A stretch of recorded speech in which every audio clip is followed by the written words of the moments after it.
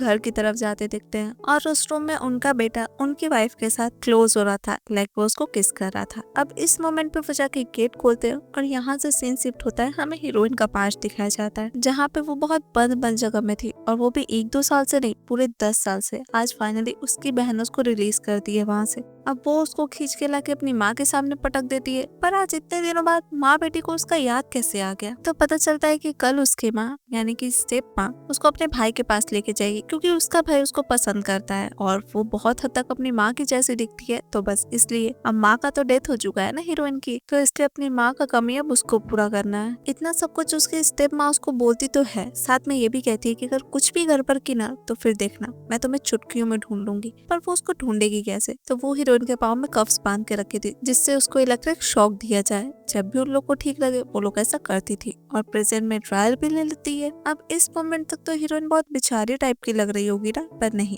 वो बेचारी टाइप की थी नहीं। हीरोइन का नाम था मोयाओ और वो फाइनली मिस्टर फांग से शादी करने वाली थी, वही उसकी स्टेप मॉम का भाई। पर वो उससे शादी करना क्यों चाहती थी? तो बदला लेने के लिए, क्योंकि यही मिस्टर फांग उसकी माँ का कातिल था और धोखे से उसका सारा प्रॉपर्टी भी हथिया लिया था। तो ऐसे ही करके वो अपने बारे में बता रही थी। तब हमें पता चलता है कि वो बोल नहीं सकती, मतलब वो गूंगी है। पर वो जो कफ्स पहनी थी वो उसके लिए निकालना कोई बहुत बड़ा बात नहीं था, पर वो फिर भी वो कफ्स पहने रहती थी ताकि उसको उसका बदला हमेशा याद रहे। तब वो अच्छे से तैयार वार होके नीचे जाती है क्योंकि उसका एंगेजमेंट पार्टी था। तो पार्टी होने से पहले वहाँ पे कुछ लोग आए हुए थे, सब लोग ड्रिंक कर रहे थे और वहाँ पे मिस्टर फांग भी आते हैं। जी नहीं, वो मिस्टर फांग नहीं जिससे उसका शादी होने वाला था, उनके बेटे। और इनको हम throughout the movie hero ही कहेंगे। वैसे तो वो कुछ ज्यादा ही हैंडसम थे, इसीलिए सारी लड़कियां उनको सीड्यूस करने का ट्राई करती है, पर वो बिल्कुल भी नहीं पिघलते, किसी के सामने नहीं। पर अब उन पे नजर चला जाता है मोयाओ का और उनको वो काफी पसंद आते हैं। तो अब वो हंट करने जाती है उनको, मतलब वही लुभाने जाती है। तो अब वो जाती है, वो जाके उनसे सीधे कहती है साथ में सोने के लिए। अब ऑब्वियसली वो उसको भी मना करते हैं, पर वो चढ़ जाती है उनके ऊपर,